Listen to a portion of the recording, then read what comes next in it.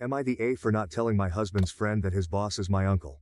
My name is Emily, and if you were to ask me what defines my late 20s, I'd probably say it's a blend of tech, friendships, and more recently, a touch of unintended secrecy that has stirred more drama than I ever anticipated. I'm 29, comfortably settled, or so I thought, with Liam, my husband of 3 years who is not just my life partner but also my best friend. He's 30, a tech enthusiast with a knack for solving complex coding problems which seems just about as complicated as our social circle sometimes. Our lives are somewhat centered around Liam's job at a well-known tech company where he works alongside some of his closest friends, or our friends I should correct, as I've come to know and cherish them over the countless dinners, movie nights, and candid porch conversations at our home. Among these friends are Kurt, Veronica, and Rachel, each a character so vibrant, they might as well be considered part of our extended family. Kurt is the outspoken one, never shying away from a debate, always ready with tech gossip and stock tips. Veronica, with her sharp wit and a passion for environmental causes, often steers our conversations to the latest sustainability trends. Then there's Rachel, the quieter one, whose observations are often punctuated with insights that only someone as observant as her could offer. Our gatherings, though regular, had developed a rhythm and comfort that made each of them both anticipated and cherished. The ease with which we could slip into discussions, sprawling from the mundane to the intense, lent a richness to our relationships that I had come to deeply value. It was during these get-togethers that the fusion of personal and professional worlds would often bring to light the varied experiences of our little group. Our house, a cozy 2-story just outside the city's hustle, has become something of a hub for these gatherings. Here, under the soft glow of string lights in our backyard or sprawled across the mismatched cushions of our living room, discussions often veer into work territory. It's during these moments, amidst the clinking of glasses and the occasional laughter, that I've learned more about the dynamics of their workplace than any corporate newsletter could provide. One late summer evening stood out particularly when Kurt and Veronica, after a particularly grueling week at work, had a lot to unload. We were in our backyard, a space that, with its simple patio furniture and a fire pit, invited open conversations under the stars. The mood was lighter at first as we shared laughs and updates about our lives, but as the night grew deeper and our glasses were refilled, the tone inevitably shifted towards the stresses of their jobs. Kurt, his brow furrowed and a serious look replacing his usual jovial demeanor, started venting about a recent project. He described how every aspect of his proposal was scrutinized and eventually dismissed by his boss, my uncle, though he was unaware of the connection. "It's like walking on eggshells," he complained. "You spend weeks preparing something, only for it to be shot down without much consideration. It's exhausting." Veronica chimed in, nodding vigorously as she recounted her own frustrations. "It's not just about the projects, it's his whole management style. Everything needs his stamp of approval, and it bottlenecks everything." She sipped her wine, a look of exasperation crossing her face. "Sometimes I wonder if he really understands the kind of pressure we're under." I listened, a knot forming in my stomach. Part of me wanted to jump to my uncle's defense, or at least explain some of his actions from the personal anecdotes I knew so well, how his stringent standards came from a place of deep commitment to excellence, how he often worked late into the night worried about the company's future. But I held back, acutely aware of the boundaries I had set for myself not to mix family knowledge with these discussions. As the night wore on, the conversation shifted to lighter topics, but the residue of their discontent lingered in the air. It was a scenario that repeated itself with slight variations over several gatherings. Each time, I felt a tug of war inside me, questioning whether my silence was indeed the right choice. The answer seemed to lean towards yes, particularly after a particularly heated discussion one crisp fall evening. The air was sharp with the scent of burning leaves, a gentle reminder of the changing seasons, as our group huddled around the glow of the fire pit, the warmth a stark contrast to the chill of the air. Kurt had arrived with visible frustration etching his features, his usual greeting muted by the weight of his grievances. "He's done it again," Kurt blurted out almost immediately after settling down. "Denied my request for a flex schedule, said it wasn't viable despite half the team already on similar setups. It's like he's got a personal vendetta against me." His words hung heavily between us. I could see the hurt and confusion in his eyes, emotions fueled by what he perceived as unfair treatment. The group fell into a sympathetic silence, each of us processing Kurt's distress in our own way. It was Veronica who broke the silence, her voice soft but firm. "You know, maybe it's time you considered talking to HR about this. It sounds more than just strict, it sounds personal." I felt my heart skip a beat. The situation was escalating in a way I hadn't anticipated. The suggestion of HR involvement was a significant step, one that could have real implications for my uncle's career and reputation. I wrestled internally with my loyalties, torn between my family ties and my friendships, each demanding allegiance in ways that seemed increasingly incompatible. That night, after everyone had left and the last dishes were put away, I found myself sitting alone in the quiet of the kitchen. The gentle hum of the refrigerator and the distant sounds of night did little to soothe the turmoil inside me. It was clear that what had started as mere workplace gripes was morphing into something potentially damaging, and my role in all this, however indirect, weighed heavily on me. I pondered over countless scenarios, revealing my connection to my uncle and explaining his side of the story, defending him outright, or continuing to maintain my silence. Each option seemed fraught with complications and potential fallout. The simplicity of our friendly gatherings had been overshadowed by an undercurrent of real conflict, and I was in the middle, whether I liked it or not. I will tell you a little more about my uncle. Uncle Thomas, or as he's known in corporate circles, Mr. Thompson, has been with the company for over 10 years. He holds a very senior position, and his decisions impact many people, including indirectly, our little social circle. To Liam and me, he's just Uncle Thomas. He has been a part of my life for as long as I can remember, through holidays, family barbecues, and as an emergency contact on school forms. Our bond goes beyond familial obligation. He was there when my parents were too busy, always ensuring I had everything I needed, and pushing me to pursue my ambitions, no matter how outlandish they seemed. For Liam and me, our relationship with Uncle Thomas has always been more personal than professional. He's been to our home, knows our favorite wines, and even helped us set up the backyard garden. But to Kurt and Veronica, he's the stern boss, the one who doesn't quite understand the nuances of modern workplace flexibility, like working from home, which he apparently grants sparingly and, seemingly, unfairly. Liam and I have often deliberated whether to disclose this connection. It's not like it's a secret per se, but it's never really come up, and honestly, we've never seen a reason to complicate things by mixing family and work any more than necessary. After all, Uncle Thomas is just another relative to us, not a character from their office dramas. But as I've come to learn, omissions, even innocent ones, can have consequences just as tangible as outright lies. As I sat there, the real question emerged not just about what I should do, but what kind of friend, niece and person I wanted to be. Was honesty always the best policy, even if it risked hurting those you care about? Or was there value in preserving peace, even if it meant keeping parts of your life hidden? The answers weren't clear, and as the night deepened, so did my sense of uncertainty. The only thing I knew for sure was that something would have to change. The routine of scrolling through old photos on a lazy Sunday afternoon seemed harmless, almost nostalgic. As I sifted through digital folders filled with memories, I found a family photo from a large gathering a few years back. There, in the midst of laughing faces and casual embraces, stood Uncle Thomas, younger but unmistakably stern, even in the joyous chaos of a family reunion. Without much thought, driven by a surge of fondness for that day, I uploaded the photo to Instagram, captioning it with a simple heart emoji and a throwback hashtag. Little did I know, this innocent act was about to ignite a storm. Rachel, whom I'd added on Instagram during one of our many gatherings, rarely interacted with my posts. It hadn't even crossed my mind that she might connect the dots from the photo to her workplace. But of course she did. The fallout was swift. Rachel, ever the observer, recognized Uncle Thomas immediately, not as my beloved uncle but as her boss's boss, a figure both pivotal and polarizing in her work life. By Monday morning, the news had traveled through the small intertwined social and professional circles that Kurt too had seen the photo. His reaction was far more visceral than Rachel's quiet acknowledgement. Kurt felt betrayed, deceived even. And I remained oblivious to the unfolding drama until Liam came home that evening, his face clouded with concern. He confronted me today at work, Liam began, his voice tinged with exhaustion.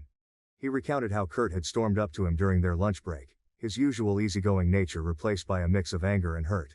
"How could you guys not tell me that your uncle is Mr. Thompson?" Kurt had demanded, his voice strained, a stark contrast to his typically jovial demeanor.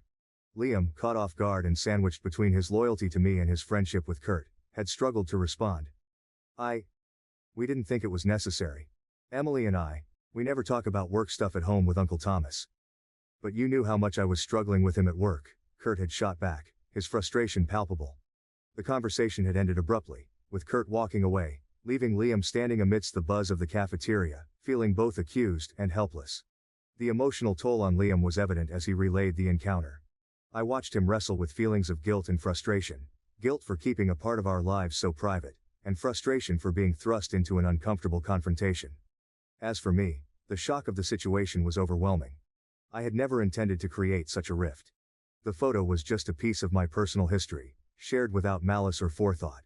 Yet, here I was, at the center of a conflict that questioned my integrity and transparency.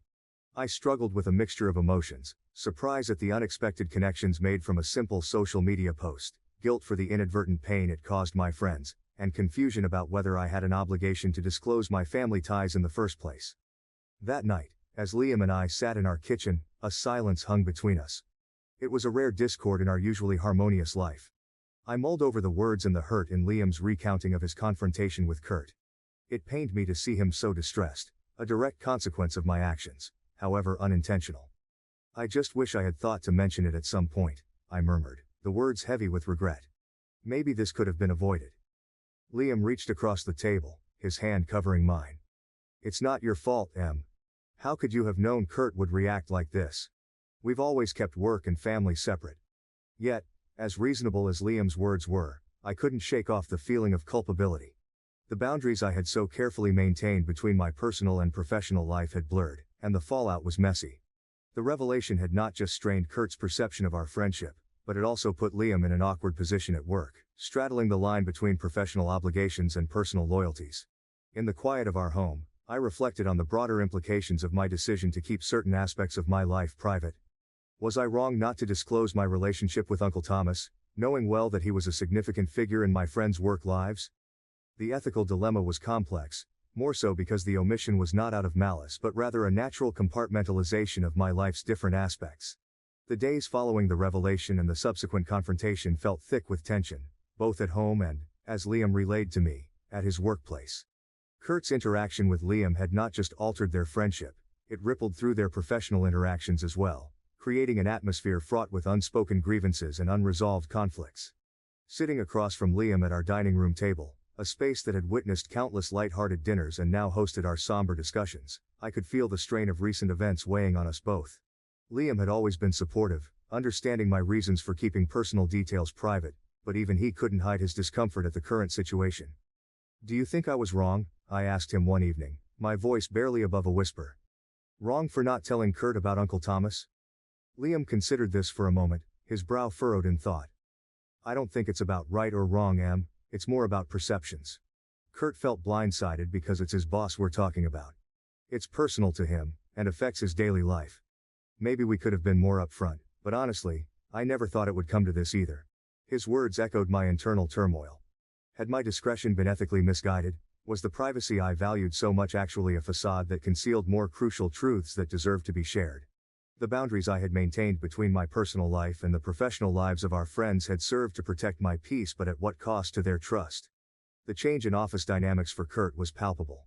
According to Liam, Kurt had become more withdrawn at work, less engaged in team activities, and his usual lively banter had diminished significantly. This shift was not just a reaction to feeling betrayed by friends, but also a reflection of his increased wariness around leadership. Around my uncle, whom he could no longer see just as a boss but as a family member of his friends. At home and within our friend circle, the ramifications were just as profound but more painful because they were steeped in personal connections that had been nurtured over years. Rachel and Veronica, caught between their loyalty to Kurt and their friendship with us, were understandably more reserved. Our gatherings, once filled with laughter and ease, now settled into more cautious, measured interactions. The trust that had once defined our relationships was now under scrutiny, and each conversation felt like a step on a tightrope, balancing openness with the fear of further misunderstandings. In these moments of quiet reflection, I weighed the benefits of keeping personal and professional lives separate against the trust issues that had emerged. This compartmentalization had seemed essential, a way to maintain clarity and focus in different areas of my life. Yet I couldn't ignore the isolation it had inadvertently fostered, leaving my friends feeling deceived and me feeling like I had inadvertently misled them. I thought about all the times Kurt and Veronica had openly discussed their work frustrations, not just as colleagues venting but as friends seeking comfort and support. By withholding information about my uncle, had I denied them the full context they needed for those conversations? Had my silence compromised the support I could offer them? These questions haunted me, challenging my beliefs about privacy and transparency. The need for a resolution became clear, not just to mend friendships but to realign my own ethical compass, which seemed to have been thrown off by these unforeseen events. As Liam and I continued to navigate this challenging time, our discussions often returned to the importance of honesty and openness in all our relationships. We resolved to be more communicative, not just with each other but with our friends. We recognized that while the separation of personal and professional spheres is sometimes necessary, the bridges between them must be handled with care, honesty, and respect for the emotional and practical realities of the people involved. As the weight of the unresolved tensions began to overshadow the warmth of our previous interactions, Liam and I decided that it was imperative to address the situation head-on. We agreed that open communication and a sincere attempt at reconciliation were crucial, even if the outcome remained uncertain. Thus, we extended an invitation to Kurt and Veronica to come over for dinner, hoping that a familiar, comfortable setting might foster the openness needed for a genuine conversation. On the evening they arrived, the atmosphere was thick with apprehension. Liam and I had prepared a simple meal, thinking comfort food might ease the initial awkwardness. As they stepped through the door, their polite smiles didn't quite reach their eyes, but their acceptance of the invitation was a hopeful sign that they, too, were willing to mend fences. Once we settled around the dining table, the small talk slowly dissipated, and a heavy silence settled. It was Liam who broke the ice. "We really appreciate you both coming tonight," he began, his voice steady but softer than usual. "We know things have been awkward, and we really value our friendship too much to let it falter without trying to make things right." I took a deep breath before continuing where Liam left off. "We owe you an apology for not being upfront about my uncle. It was never our intention to create a situation where anyone felt deceived. I genuinely didn't think it was necessary to bring it up, and I see now how that might have affected your trust in us." Kurt shifted in his seat, his expression still guarded but attentive. "I appreciate you saying that, Emily. It's just been a lot to process, knowing I've been venting about my boss in front of his niece. It made me feel foolish, and a bit betrayed," Veronica added, her voice calm but firm. "It's not just about feeling betrayed, though that's certainly a part of it. It's also about feeling like we're not on equal footing. If there's important information that affects how we interact, it feels only fair that everyone knows." Their words stung because they resonated with truth. The imbalance of information had inadvertently put Kurt and Veronica in a vulnerable position, one that I had not adequately considered. "You're right," I acknowledged, feeling the gravity of my oversight. "It was a lapse in judgment on my part. Please believe me when I say that nothing shared in confidence has ever, or will ever, be mentioned to my uncle. Our home has always been a safe space, and I failed to protect that." Liam nodded, supporting the commitment to regain their trust. "Going forward, we want to be more transparent with you both. We all share a lot in our lives, and it's only fair that we manage these overlaps with more openness." The conversation gradually shifted from the personal grievances to how we could ensure a healthier dynamic in the future. Kurt seemed to relax slightly, his posture easing as the evening wore on. "I guess it's also a lesson for me," he conceded. "I've been pretty open about my frustrations at work, maybe too open without considering who might be connected to whom. It's something I need to think about more." Veronica, who had been listening intently, finally smiled, a hint of the old warmth returning. "And maybe we all need a reminder that our work grievances shouldn't define our personal relationships. We've all been under a lot of stress, and it's easy to let that spill over." As the evening concluded, the air between us felt clearer, though remnants of the tension undoubtedly lingered. We agreed to meet more regularly, to keep the lines of communication open and to support each other not just as friends but also as individuals navigating the complex web of professional and personal lives intertwined. Reflecting on the evening after they had left, Liam and I discussed how delicate the balance of privacy and transparency is. The episode had exposed vulnerabilities in our relationships but also opened up opportunities for deeper understanding and mutual respect. We recognized that trust, once shaken, requires time and consistent effort to rebuild. In the quiet moments that followed, as we cleaned up the remnants of our reconciliatory dinner, I pondered the broader implications of our experiences. The themes of privacy, trust, and workplace dynamics that had come up tonight were not unique to us but were universal in nature, affecting countless friendships and professional relationships. How we navigate these issues, I realized, defines not just the integrity of our relationships but also our personal integrity. As we turned off the lights and headed to bed, I felt a cautious optimism. While the path to full recovery in our friendships might still be long and occasionally challenging, initiating this open dialogue was a crucial first step. The commitment to transparency and mutual respect we had reaffirmed tonight promised a foundation strong enough to withstand the complexities of our intertwined lives.